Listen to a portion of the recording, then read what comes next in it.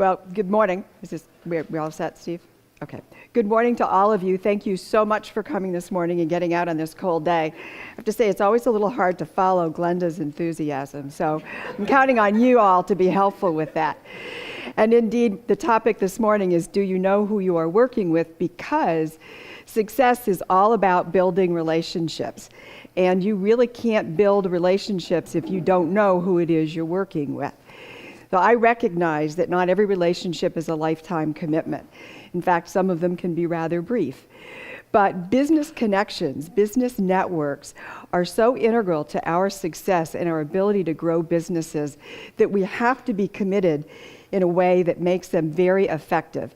And to do that takes time and effort, and therefore we want to be as targeted and as efficient as is possible.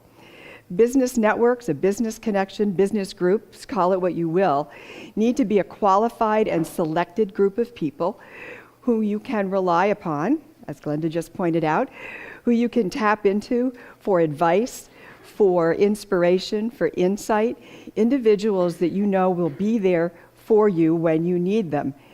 And all through that process, there has to be a balance between being a taker and a giver. That is the only way that a relationship can really work. You can't build trust if you don't have that sort of reciprocity. So I want to share a story with you. I'll keep it brief, even though it actually is a fairly long story, so you can breathe a sigh of relief on that part. I serve on the board of a not-for-profit agency, and the chairwoman of the board was stepping down. Her term was up from a leadership perspective. And at that particular board meeting, of course, the CEO of the organization was providing the obligatory remarks. He talked very kindly about her leadership. He talked about her wisdom, all of the support that she gave him, and handed her then a lovely gift from the organization. He then said, "I need to speak personally." And I have to tell you, it was very emotional for him, and you could see that. And he began to talk about the way she made him feel. He talked about a number of situations where her intense interest in him as an individual, as a person, mattered greatly. And the example that he shared with us was fairly current. It was a situation where his mom had been diagnosed with cancer. Of course, there's a lot of upheaval with that. It was difficult. He was, of course, somewhat distracted. Throughout that process, what he described was her continued focus on him as a person. And he said that no matter how busy she was, no matter how difficult the topic was that they needed to speak about, her first question, without fail, was always, "How's Mom?" And they always talked about what was important to him first. For him, that was the beginning, well, not maybe even the beginning as much as the continuation of the cultivation of a relationship that mattered greatly to their ability to work together, but for him to feel so valued as not just a leader of the organization, but as a person to this particular leader. To the point where, as he described it, when he left the hospital after his mom's surgery, he had 2 phone calls to make. One of them was to the chairperson of the board. So think about that, please, as you conjure up what you think is important to making a good relationship. Because in this case, her genuine interest in him, her authenticity, the empathy that she showed and demonstrated repeatedly with consistency in her behavior, that's what helped them begin to open up and build the trust that was necessary for them to really get through some tumultuous times for that organization in a far more productive way than it otherwise would have been. So there's no question about the fact that over time, and it does take time, they really began to know who they were working with. So today, we're going to spend a little bit of time talking about what makes up good relationships. And through that process, we're going to get some tips about how to find out who it is you're working with, or who maybe you want to work with, is maybe the way I should have entitled it. So, this is the audience participation part. So, Steve hates this part, but he's indulging me. I want you to think about and shout out just some words, some behaviors that you think are essential for establishing and cultivating good relationships. And so, for example, if you think teamwork might be a good example. Empathy, I've mentioned. What do you think? And I'll repeat it so that we've got it on the recording. Integrity, trust, communication, respect. Look how good you guys are, see? Without even any prompting. So the point here is that there are all sorts of behaviors that make up good relationships, except for what Mark Breimer just said. There's always one in every group. Well, that's true too. So I'm going to completely lose my train of thought here. So the point is that a lot of these behaviors are similar, some overlap. There's a lot of synonyms here. So I want to boil this down to 3 that I think are really key to this. So it's time, trust, and making it personal. So time. I know as you're looking at this slide, what you're seeing is that 80-20 thing. And while I don't see your eyes rolling in the back of your head, I can feel them and hear them rolling into the back of your head. Nobody's got that kind of time to commit. The point here is, it isn't about whether it's 20% of your time. It is about dedicating time and then scheduling it, putting it on a calendar, whatever it takes for you to make sure that you are dedicating time and energy in a very intentional way to meeting people and beginning to determine whether these are individuals that you do or you don't want to have a relationship with. And let's be sure we're talking business relationship here, okay? So in that process of being prepared, you need to figure out what you want to know from that person. You can't just go into this with the idea of, oh, we'll just chat over some coffee and it'll all be fine. Think about whether it's important to you to know about experience, whether you share common goals or common interests. What is it you want to know? And you need to be prepared with questions that will help prompt you in that conversation. And frankly, you need to be respectful. We all need to be respectful of people's time. So you need to be present. Put the phone away. No texting. Don't be doing the, oh, I got to take this email, it's really important, or taking a call. That's not a good use of anybody's time. And part of the point here is you need to be looking for those similar behaviors in the person that you're meeting with. Because if that person isn't showing reciprocal behaviors, then you got to think about whether this is a person you'd want to be doing business with or being in a situation where you might want to continue to invest your time. Trust. There is no way to have a relationship without trust. And so you have to start someplace to begin to know people. Maybe that is if you share people in common, you ask about that person and you might learn some things. Maybe if people are hesitant to share what they know about a person, that might tell you something. But you shouldn't draw all of the conclusions from that, right? You've got to meet with someone. And think about what are the behaviors that would be, again, important to you from the standpoint of trying to determine credibility, whether this person is reliable or not. So as you're having conversation, and again, conversation in my world means you've got a set of questions that you can use as little cues and prompts to help you get through a conversation. So it's not an interrogation, right? But it is targeted. So does this person embellish? A little more positive about his or her business than maybe is reality. Is the person actively listening and truly involved in the conversation? Or is the individual mostly waiting for you to take a breath so that he or she can start talking? Is this a person that you can learn a little bit about from the standpoint of whether he or she is open to compromise, open to different points of view? Is the individual positive? Or does this person spend time tearing other people down, gossiping, maybe being a little bit mean-spirited?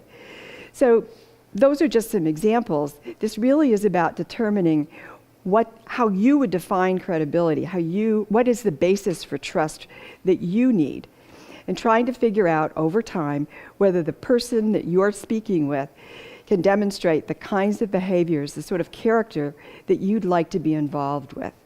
And frankly, this is the part where there's also a little self-reflection about one's own behaviors, so thinking a little bit about what you do and how are you coming across in this process. And then the idea of making it personal is really, centered on empathy and authenticity, because those are the sorts of behaviors that help connect people. And candidly, you can't fake it until you make it with these. You can't pretend to be authentic, right? You can't pretend to be sincerely interested. So think a little bit about the relationship that I described between this chairperson of this board, a really powerful leadership role, and this CEO. And over time, the kind of bond that they built because of a genuine interest that she displayed in him that allowed him to begin to trust her in a way that really mattered. It is a reciprocal process, and if you can't develop that, then from my perspective, you can't really have a relationship. We need to remember that every opportunity begins with an encounter. And if we don't take good advantage of that encounter, if we don't do the things that are necessary to begin to establish and determine whether you want to have further encounters, then likely there's an opportunity that's lost forever. And frankly, if you were early on in that encounter, if it's clear to you that this isn't going to go anywhere, I think we have to work as hard at that sort of an encounter, maybe even harder, than we do if we think there is an opportunity there that we want to pursue. Because how people feel about that exchange, how people feel about being let down perhaps, is as important as the euphoria of, oh yes, hallelujah, amen, I've got a referral. Because what they remember is how you made them feel, and vice versa. How did you feel about that situation? Reputation matters, and it carries with us forever. So I'll get it out. So this idea of making it personal is really about who we are and how we portray that. So, before I finish, what questions, comments, concerns do you have for me? Any? Wow, it's very quiet. I just have a comment. It's too bad he couldn't toss the mic over. Thank you, John. I really believe that we become so afraid sometimes with people that we don't make those connections with them, and we don't even believe that we can do it well. And yet, it is the thing that I think allows us to become really human with each other. So I am 100% in agreement in my own belief system that how you treat somebody along the way is just as important as the business you do with them. So. I agree. Anyone else? Dale? Whoop. Yeah, I liked your comment about having a plan too, and you know, sometimes we get a little caught up in how detailed a plan should be, but I think just going into the meeting with a mindset that I'm going to be looking for a way to help this person, that's enough of a plan to really get us there. Mm-hmm.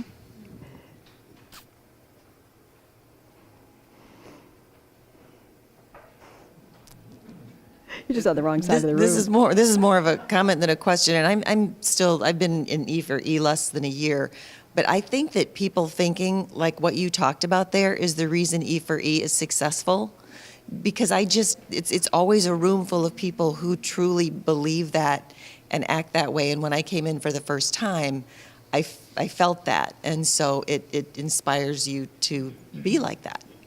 Thank you, Mary. Yes, I agree. So when I talked early on about the idea of your business network needs to be a qualified and selective group of people who you can count on and so on, that is really a lot of the basis for this organization. So thank you for those comments. And I loved your presentation, and I'm a believer. You've got me. I believe in this. But I will tell you, I came out of a long-term corporate career.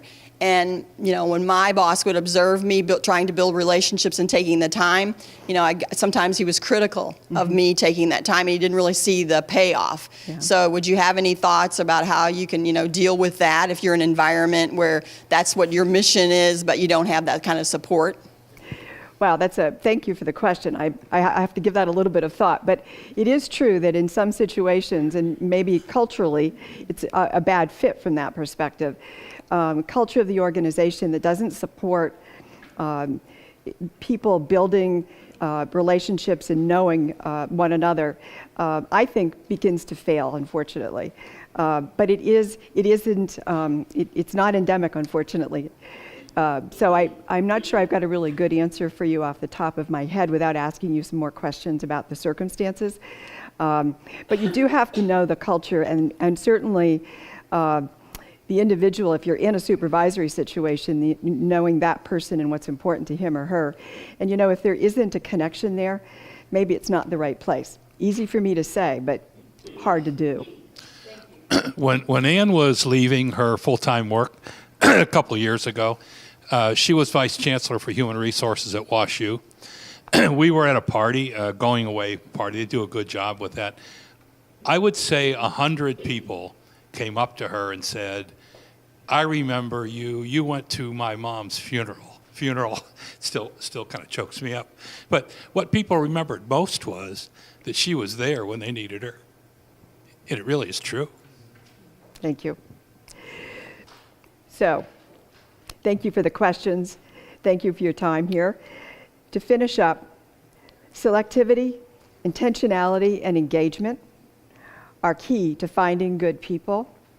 Building trust, establishing trust is the only way, I believe, that you can actually have a meaningful relationship. And you have to commit the time and make it personal for all of that to happen. The process of establishing and cultivating relationships is really how you get to know who it is you're working with, or at least who you want to work with. So I thank you very much for your time and attention this morning, and thank you for coming to E4E.